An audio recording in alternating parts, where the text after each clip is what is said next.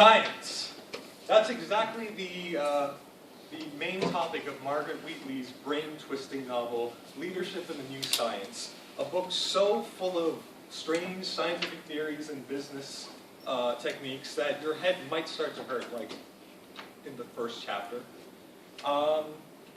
The main task of this information-drenched book is to teach the world that that the way that we're doing business currently in different organizations could very well be completely wrong. People are starting to act like machines in a way that we have divided thinking, and Wheatley exposes this truth by using our good friend science, specifically chaos theory, quantum physics, and systems thinking, and compares them to the business world. It's the whole idea that there's a mismatch in what science knows and what business does.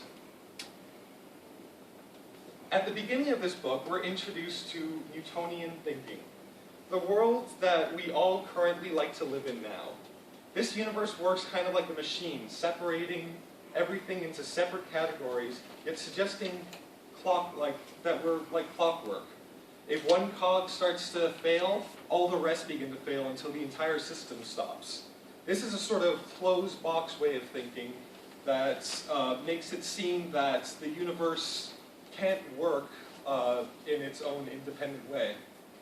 What Margaret Wheatley wants us to do instead is get out of this closed box thinking and escape into a quantum way of thoughts.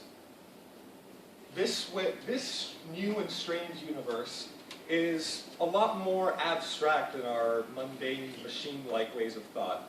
In the quantum universe, where one being starts to fail, all the rest come together, and the system manages to work itself out instead.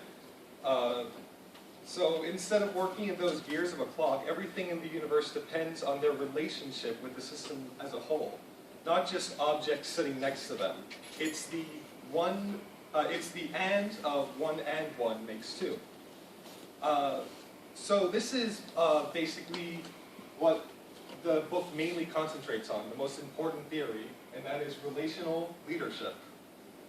Margaret Wheatley wants us to get out of this Newtonian world and go into a much better quantum world. And we hope in the next few minutes to invite you to this quantum world. So let's start off with science. Now, do all of you remember high school physics class? Do you remember having to learn about objects in motion, thermodynamics, and circuit boards, and having to do really boring mathematical equations on those? Well, quantum physics is nothing like that. Welcome, my friends, to the wonderland of the science world, a place so bizarre that you probably think that the scientists who came up with it were experimenting with their own chemicals recreationally. Quantum physics is so strange that even Albert Einstein himself spent a lot of his time trying to disprove it. What's so weird about this strange molecular world? Well, when things start to get smaller, we see that they behave in ways that make no sense to us.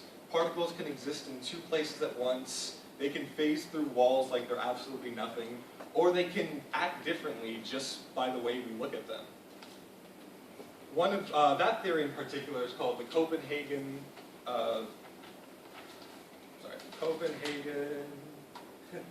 interpretation. Basically what it states is that particles, even though they're inanimate objects, they behave in either a wave form or a stable particle form. But that's only when we're looking at them. When we're not looking at them, we don't know. We assume that they're working in two ways at once. Schrödinger, a scientist named Schrödinger, probably describes this best with his thought problem of Schrödinger's cat. This theory states that if we place a theoretical cat into a sealed box that we can't see inside of, and have a machine that will give it either a poison or a food, without looking into the box, we won't be able to know whether the cat is alive or dead. We have to assume that it's both at the same time. This thought process kind of gives us an idea that in our world, there is need for interpretation and unexpected results all around us. And it also kind of proves that Schrodinger wasn't much of a cat person.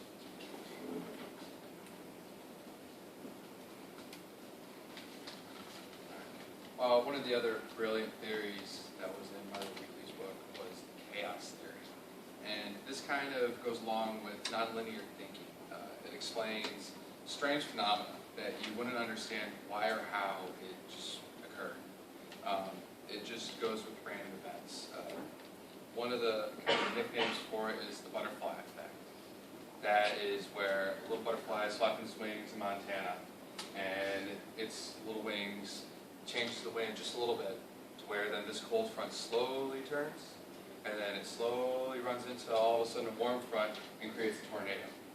Now, theoretically, the butterfly is not supposed to be evil like this picture, but it's supposed to explain that every little thing, no matter how small, plays a part in the greater picture. That everything is slowly turning with each other, and that a random little change is going to build up with another random little change. It's going to make giant change, thus tornado.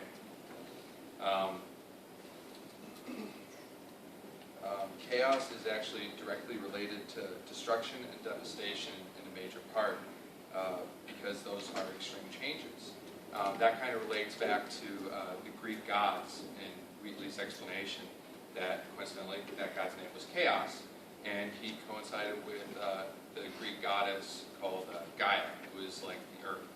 And the whole part of it was that chaos went along and destroyed and just went rampant, kind of changed a bunch of things. Then Gaia, with love and creativity, filled that space with us and with the earth and all that good stuff. Another good example of just kind of how chaos plays a part is there was a geographer that was asked in Wheatley's book about a beach. Now, what happened to this beach was a hurricane came in, and when the reporter was asking about what he was expecting to find, the devastation and destruction, the geographer kind of took more the chaos theory of understanding that big things are going to make changes, and his response, instead of saying, oh, there's going to be destruction, he said, oh, I'm going to study a new beach. He understood that with destruction, there is going to be new life and evolution and kind of progress. Another way that this chaos theory is kind of related to is systems thinking in my mind. Systems thinking is more or less, in a business aspect, everyone together. I kind of look at it as the original systems thinking was the head of the corporation was, he kind of thought he was just the head, or she thought the head, she was separated, kind of just said what to do. Wheatley kind of described it as, if you think that you're the head and you keep yourself separated from the body, well, you're going to go decrepit and your business is going to die.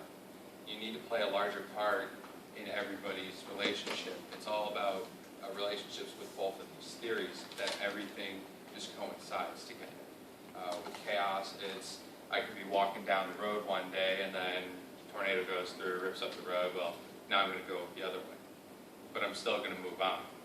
With systems thinking, it's more or less me and you are walking down the road, and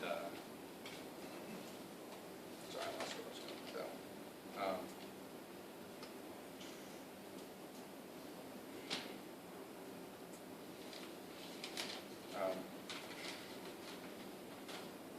Sorry, lost my spot. Systems thinking is more or less related to just the overall relationship. It's going to be how they play a part, why they play a part. So everyone twists each other, I guess. You want to flip to the next one? Did we not put the picture? Yeah, this picture? No. Okay. Where's my, we got a marker? Yes. There we go. Sorry. Okay, sorry. You guys can't totally see it. But if you were to look at this picture, this is kind of the entitlement of chaos theories. just looking at this, you don't necessarily see a pattern right off the bat. You just kind of see hectic. Moving down, this is kind of the motion, where initially it's making a figure eight, if you kind of look close. It's related to how in the chaos theory is that right before complete utter destruction, everything fails, the system will go into a continuous pendulum where it's just swinging back and forth, and then all of a sudden something changes. Now it's chaotic, but it still has a pattern to it. So as you can see, it was originally, could have been just that perfect circle, and then something changed, and now it's making a figure eight. But you see these thick kind of circles where that could have been the pendulum that it was stuck in for a little while, and then zipped down. What's the difference between leadership and management? The biggest difference between leadership and management is the way to motivate people to work and follow them. Leaders and managers exhibit to set different skills, behavior closely linked to complementary to each other. Management and leadership are both necessary for success.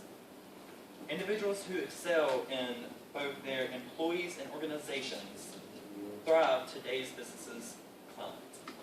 Businesses provide the science and their management and environment to lead, but there is no guarantee that they will be able to lead effectively. Not all managers can exercise leadership. How many of you have worked for a manager that was a terrible leader? Leadership can also come from those who don't manage. How many of you have been inspired by those who don't have a position or authority to manage people? Organization and both strong leadership and strong management for ultimate effectiveness. We need leaders to challenge the status quo, inspire, and influence. In addition, we need managers to assist and develop maintaining a smoothly functioning workplace. Here's some additional outlining the difference between leadership and management. Leadership focuses on people, management focuses on things. Leadership articulates a vision, management executes a plan. Leadership empowers, management controls. Leadership creates a future, management improves the present. Leadership trusts and develops, management directs and coordinates. Leadership creates change, management manages change. Leadership uses influence, management uses authority. Leadership uses and deals with conflict, management avoids conflict. Leadership is doing the right thing, management is doing the thing right. I believe the saying, managers do the right thing and leaders do the things right, is correct because of what a manager does is to complete whatever it is set or he or she to accomplish and follow the company policy closely. A manager will only need to complete the task, so therefore only doing the task right, regardless of how he or she subordinates feel, whereas a leader will influence his or her subordinates with an idea before making the right decision.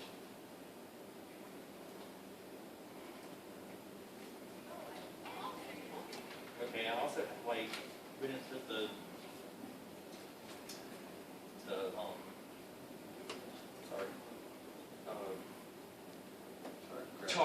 chart, but there was subject to words between leadership and management, and the subject was focus, and the leadership focused on leading people, and managers focuses on managing work. Subject is wants, leaders wants achievement, and managers wants results. The subject for rules is leaders breaks the rules, and management wants to makes the rules. The subject is credit. Leaders want to give credit, and managers want to take credit. And the subject is blame. Leaders want to take blame, and managers want to blame others. Thank you, Eddie. As Chris has already mentioned, our book was very direct in the same thought that Daniel Pink called a mismatch between science, what science knows and what business does, which was from the TED Talk that we watched in class a couple weeks ago. I watched some other TED Talks, and one of them was by J.P. Rangswamy, and he said that we could understand that the importance of relational leadership in the realm of communication and information. Mr. Rangswamy gives us a very vivid metaphor of information as food. Think about your life at work, at school, and at home. Our author then, Ms. Wheatley, says in our book that as a consultant for businesses, her number one complaint that she gets is about communication. We've all experienced this, correct? You guys are at work. I know I dealt with it last night. There was an issue, we had an event, and it wasn't on our books. We had a group show up, there was no communication, we looked like idiots because the person who was in charge of booking this event didn't put it in. Y'all have experienced this, correct? Or are we a dead audience? Okay. Now we can go back and think of Mr. Rangswamy's idea that information is food. If we as leaders can think of sharing that information with our fellow workers, how would this change things? Again, relate to your schoolwork, your team projects, your work at your job. Thinking about that, if the information was shared with us last night, our team wouldn't have looked like idiots. We wouldn't have been scrambling to get this client taken care of. So, in that case, rather than starving each other, we would nourish each other by the spread and sharing of information. He also compared it to not being an overload, so much of being provided with these things, but a consumption overload. So it depends on what you're consuming. Again, same as your diet. So for everybody who's a culinary person, you go through your nutrition classes. The things that you put in is what you're going to get out and the way it affects your body. Think of that as well with the information that you're putting in your body. He gave a great example of if you sit and you watch CNN all day, you know, what kind of things are going to be in. You know, if you have 48 hours of that and that's all you've got, that's what you're consuming. Good or bad. So, if we spread and share the information, we could create environments where people were freed to do their jobs, and oftentimes, this freedom results in our taking the responsibility for the work that we've done, in addition, of course, to being proud for the work that we've done. That's always a good feeling. Yes? Yes. Awesome. All right. Another prime example comes from Mort Meyerson. He ran two separate companies from the 1970s to the 1990s. And in his article, Everything I Thought I Knew About Leadership is Wrong, it's very interesting, I would highly recommend it. He tells how in the 7 years that he was president of Ross Perot's firm, EDS, they never had a quarter where they lost money. They grew every year. Can you imagine in today's economy if there was a company that never lost money? This was just the 1970s, guys. However, he did state that in doing so, he had unhappy employees and his customers were bullied. They were bullied because everything the employees did were tied to profit and loss motivators. So you can think about the motivational things that we've talked about in class and how that relates as well. That money might be a motivator for you, but how do your customers feel about that? And the ways that you act because that's your motivator, if that's the only thing. So in 1992, he was asked to be CEO of Ross Perot's new company, Perot Systems. He says that he had to rethink things, and he chose to take on the task knowing that he must run the company differently. Mr. Meyerson had a paradigm shift to lead through relating. He came to the realization that, quote, the essence of leadership today is to make sure that the organization knows itself. The leader should embody the organization's values. They are fundamental, but they have nothing to do with business strategy, tactics, or market share. They have to do with human relationships and the obligation of the organization to its individual members and its customers. Now, this understanding isn't just in businesses, and it's not just this one guy in the 70s through the 90s. This understanding of the importance of relationships is also grasped by former four-star General Stanley McChrystal. The general identified that while deployed and at war, he, quote, probably learned the most about relationships, that they are the sinew which hold the force together. So now that I've touched on relationships and that it's important in every aspect of our life, we're going to move into our team activity. Behind us, we have the web, and it says, we weave together an organization as resilient and flexible as a spider's web. In front of you, you have a packet of note cards. Everybody should be at a full table. Brandon, come join the table. If Brandon and Professor Kendall want to add on to a table, or if one student from each table want to come here, we can do it that way as well. But I just need that these two to be included in a table project as well.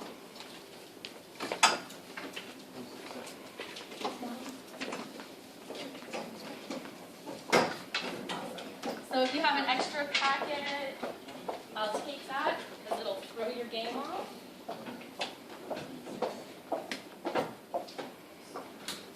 That one. All right, you guys are going to want to sit together, so darling, do you want to sit down here? Sorry, that one's extra. Thank you. Is there an extra one back here, too? Okay. Now, some of you may or may not have heard of this activity. It is an actual game. It's called Telephone Pictionary. In Pictionary, you're not allowed to use words. You're using images. When I say go, you're going to unwrap your note cards, and on the bottom side that you can't see right now, there's going to be a word, a phrase, a person, an idea. It's all going to relate somehow to leadership. You're going to look at it, and then, so this one is work. So I'm looking at this. Everybody has 45 seconds. I'm going to time this. You, as the first person, are going to take this, look at your word, slide it to the back, draw a picture to depict, in this case, work. And then you're going to turn it upside down. When 45 seconds is over, we're going to slide it to the person on our right. That person picks it up, looks at the picture. Then they are going to take the picture, slide it to the back, and on the next card, they're going to write what they think that picture is depicting. And we're going to do this process 6 or 7 times, depending on the number of people you have. And at the end of this, everybody's going to end up with the word that they started with. And you can flip through. We're not going to have time to go through all of these, but you'll be able to go through and see that telephone game of it started as this, and this is what it ended with at the end of the game. All right? Does everybody understand? Okay, so writing utensils. We get 45 seconds. And go.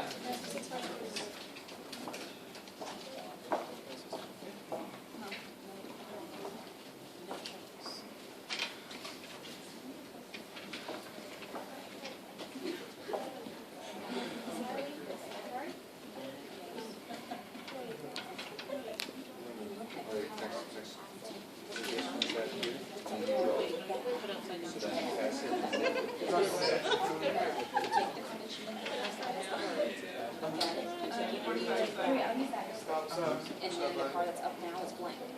Draw with that purpose. Oh, yeah. Got it? Did I draw on And stop. Alright, so turn it upside down, slide it to the person on your right, and now you should have a picture.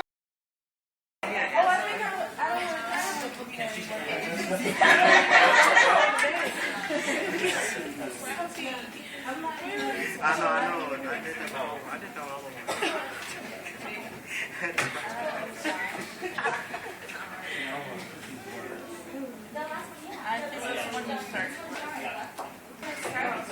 know. I didn't know all of them. You said I wanted to touch drawers.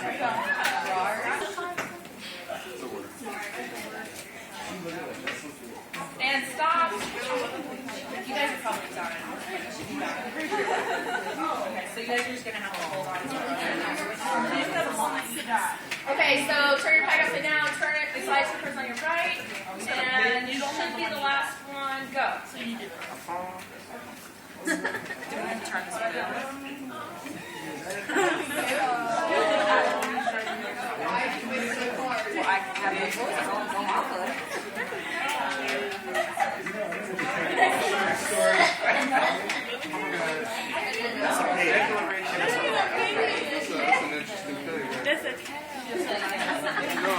cow is fun. I didn't even know cows.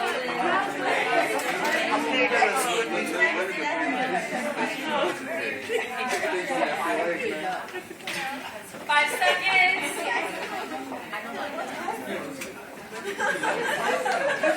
And stop. Okay. Quickly look at your new packet. You should be back to the word you started with, right? One more. Okay, last time then. And go.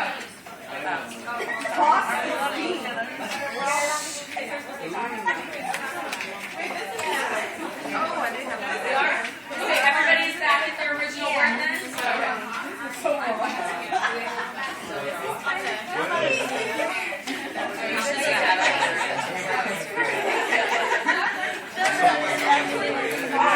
Alright, so if everybody's back at their original word, yes? Alright guys, draw your attention back in. Refocus. Thank you. Alright, so everybody's back at their original word. Now the fun part of this game is that you get to go through with your whole group and show this is the word we started with. Normally we play with cliches. Some of you had a couple of cliches in there. This is what we started with. This was the image that was drawn by the next person. Can I just have an example? Mine is funny. This one got a science term, wave or particle, that Chris talked about. Started with wave or particle. It was drawn as hands waving. Hey! And then waving hands.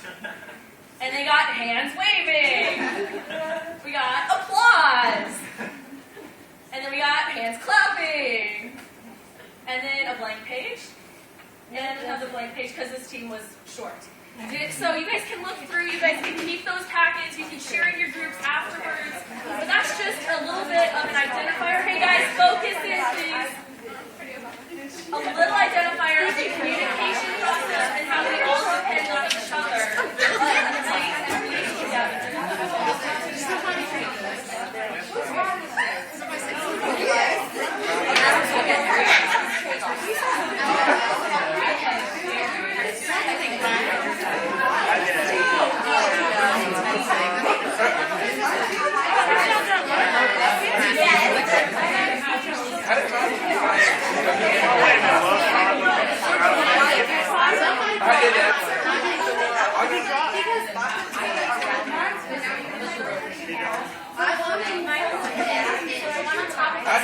I did that.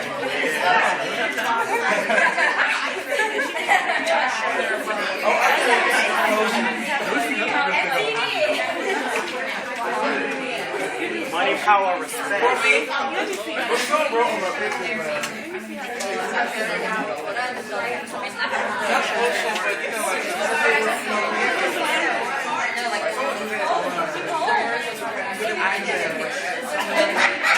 Okay guys, I need your attention please. So here is a prime example. Scott, you guys doing okay back there? Yeah. Okay, here's a prime example. This one came from over here. The phrase was think outside the box. This one came from over here. It says school. Throughout it, so think outside the box, think outside the box, think outside the box to some bell. It says Liberty Bell. We got a ding, and then it says the bell was sting, right? Over here, this one was school, and they drew school, and then they went to Liberty Bell. So you see how things happen in your life here, they relate over here, like things are all woven together. That's the entire premise of our book. So we're going to continue with our presentation. You guys can continue to enjoy these later on, okay?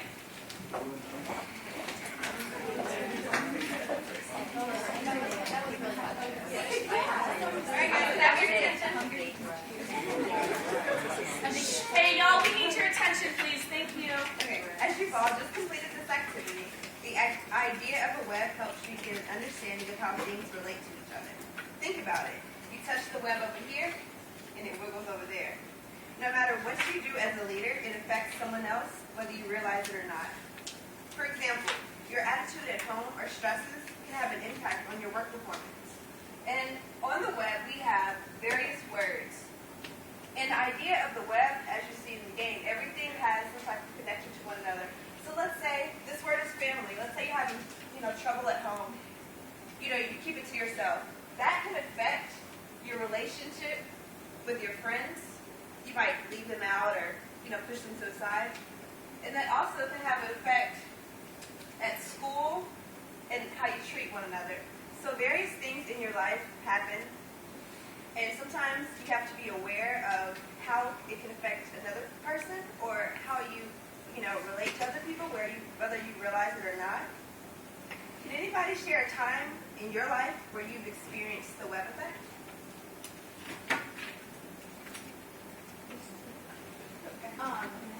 In elementary school, my sister and I fought a lot, and we would go to school, and I would still be upset about it, and so I would, not pick fights, but I'd be upset with my friends, because I didn't ever really talk about it with my sister. She just tried to keep me up. I can relate with my brother. Anybody else? Currently now I'm balancing academics, labs, work, and community service, so definitely one affects the other. If you want to work in one class, it can affect the other classes, or if you work in other classes and you want to work, it's going to affect other groups. Yeah, definitely that pressure alone, whether you realize it or not, it all ties it together. Anybody else? Just hey, go ahead. On Monday, I went home to vote with my mom, and I was talking to my brother, and I was like, he seemed kind of down. And little did I know, right before I got home, he had gotten in a big fight with his girlfriend or whatever. And so he was, yelling and screaming at me because right before then, he had, been yelling with his girlfriend, so. I can definitely relate to that. Like my brother, sometimes, it's hard sometimes to judge people okay, well, why are they acting this way? Or why, but you never know really what's going on inside. So, relating back to our celebrity text, Leadership of the New Science, Margaret Wheatley speaks of how relationship leadership is effective in the workplace. The dynamic of a firm's leadership can be the deciding factor of success. Oftentimes, the followers are a direct reflection of the leader. By utilizing relationship leadership style, a firm can be more successful. An example of a strong leadership is the Federal Express. Now, FedEx uses the system LEAP, known as Leadership Evaluation Awareness Process, to cultivate a people-first atmosphere within the workers in the workplace. LEAP assumes that every manager or person with a leadership role in the firm is trained and best fit for the job. Through various training and activities, people who are higher up in the firm are able to spread leadership.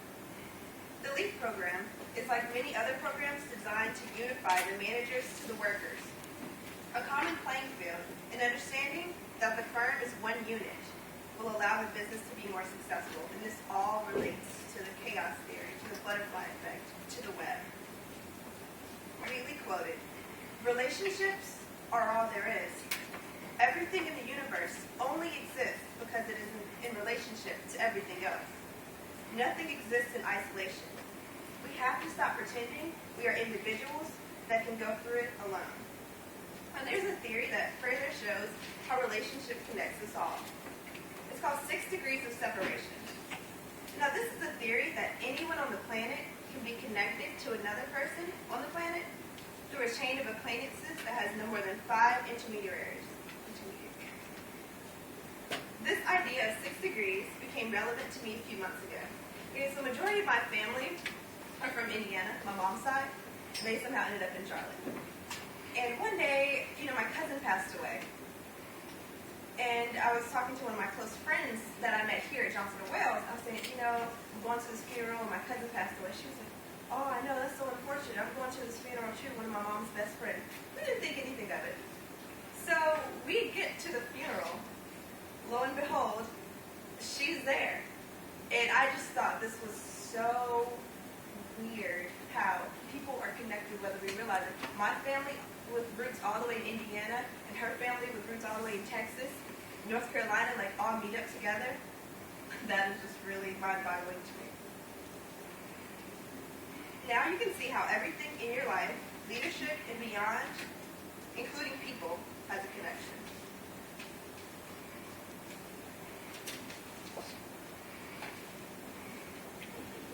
Scary, right? Now, when you look at these guys, you probably like to stereotype them and think, well, they're just a bunch of guys in turbans with big guns playing in a sandpit. I mean, these are actual Al-Qaeda terrorists. But we would never really think of these people as great or efficient leaders, would we? The thing is, Margaret Wheatley kind of proves this wrong. You see, terrorists in the past decade have really been beating on our superpower nation for quite a while. And we've been trying all of these tactics to try to stop them. Sometimes it becomes a bit ineffective. And the reason is because, in a way, terrorist organizations are working in the more efficient ways of leadership. They use highly motivational tactics on members, or give them freedom for creativity, and never allow chaos to deter them from any of their goals. The leaders of these groups, much like Osama bin Laden,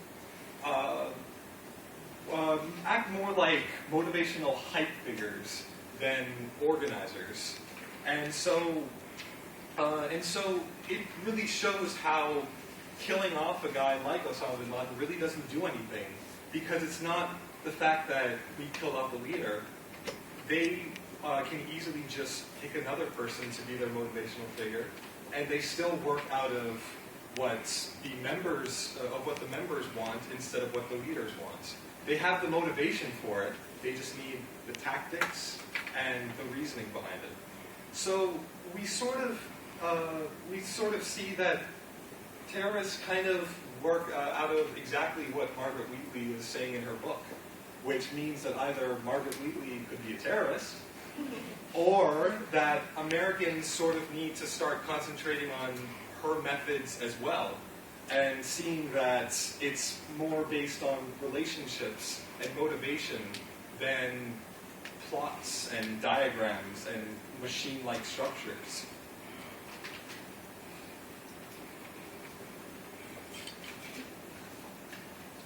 Now, personal. I guess my personal relation to this book is what Margaret Wheatley doesn't really mention in the book is how, like, there's leadership, there's effective leadership in business and organizations like that, but she doesn't really talk about how it relates to art. But from reading it, I kind of saw that I can get tactics from this through my interest in art. I enjoy writing and I enjoy playing music and things like that. And normally when I write, I try to just sit there and dig really deep inside and force myself to write something. But really I'm not getting much inspiration, and that tends to give me a lot of writer's block. So in a way, Margaret Wheatley kind of explains that what you need to do is, when you feel like that, you need to just look at the world around you, look at everything instead of just the screen in front of you or the paper in front of you. And now I try and do that a lot. When I'm in the writer's block, I'll get up, I'll walk around the city a bit, jot down everything that comes to mind, and then go back and write a more effective piece of work. And I think that's really a great way to relate Margaret Wheatley's tactics to things outside of what she talked about in the book. Okay, my personal reflection was based on the last chapter of Leadership and New Science, when it says leadership and disaster. I'm going to talk about Katrina for a little bit.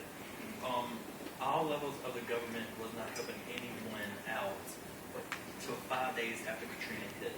People were surrounded in their house. People were dying on the streets.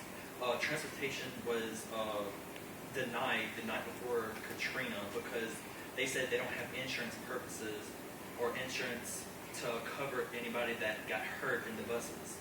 So in New Orleans is a city, and it's big, but at the same time the roads are small, so everyone was trying to get the same time, and most people ran out of gas, or they just went back to their houses and expected, the hurricane's not going to hit our area.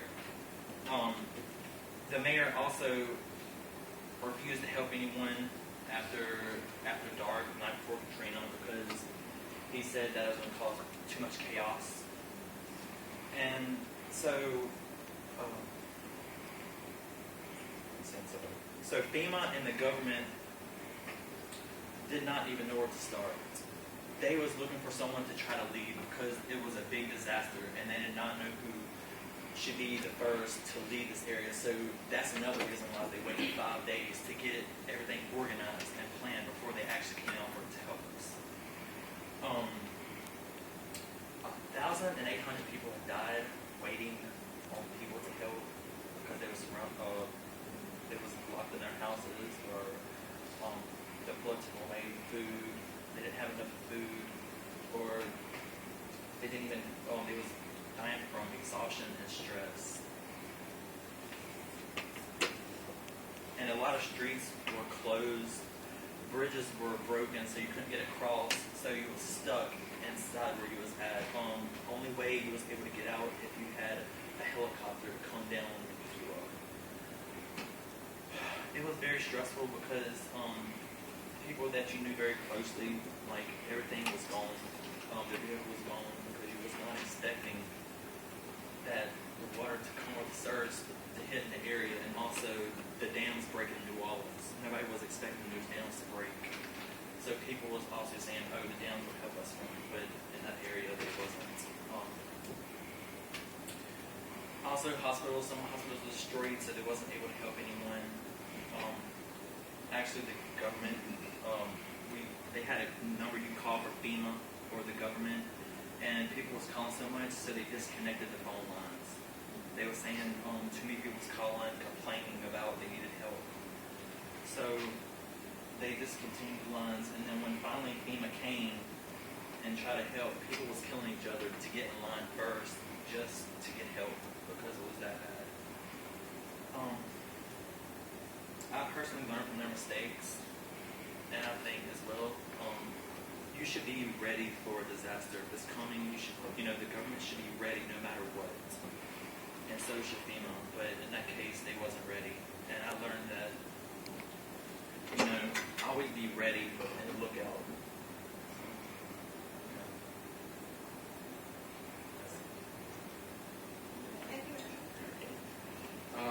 For me, I think how Margaret Wheatley's book is really the web of interconnections, and chaos directly relates to me.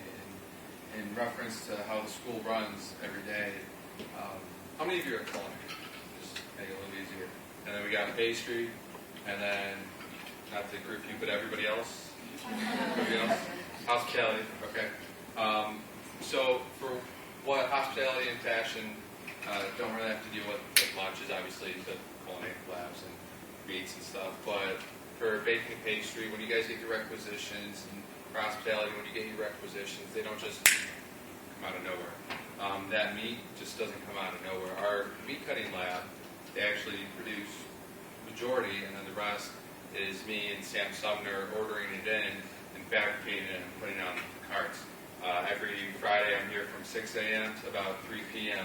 just in that negative 15-degree cooler or freezer and just loading up carts, just getting to make sure that you have 8 pounds or 9 pounds or 10 pounds or 15 pounds bacon for soups on.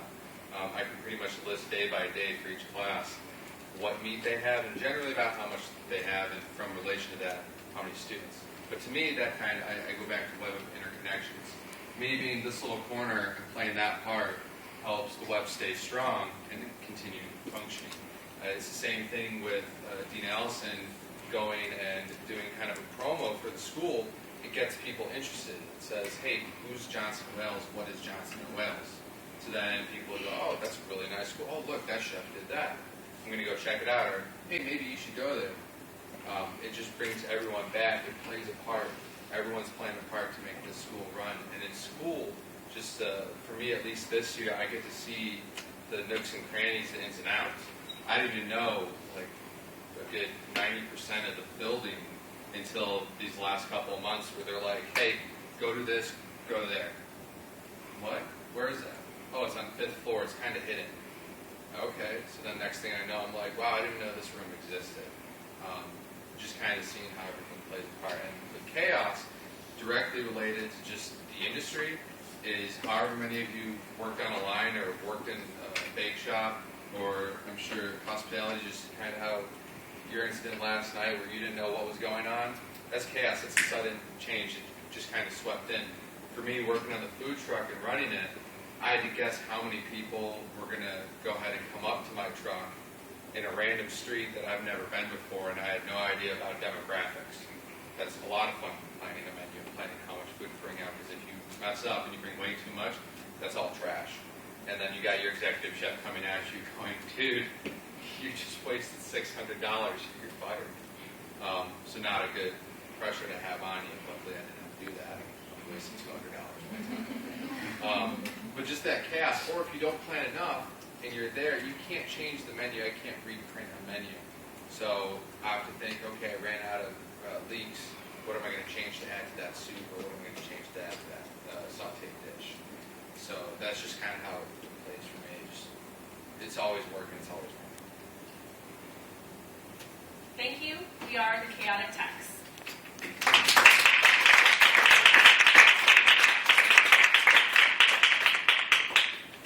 Questions? Yes. Okay, the cat, that was on like almost all your slides. He was our mascot. Oh, That is okay. Schrodinger's cat. Well, our interpretation for our presentation of Schrodinger's cat. Okay. Next. Dennis. Chaotic TECKS. TECKS. Which actually, chaotic comes from our book. TECKS comes from an initial of each one of our names. Anybody else? It's about picture. Oh, this was our team activity. We went to Barbecue and Blues, and 7-Eleven had take a picture with somebody pretending to be the president. You have Obama and Romney on the sides. They actually paid actors. It kind of surprised me. They were in full character. Okay. Anybody else? President Kendall, No questions. I'm just trusting the chaos. Thank you very much. are you serious? Yeah. Cool. All right. Thank you guys so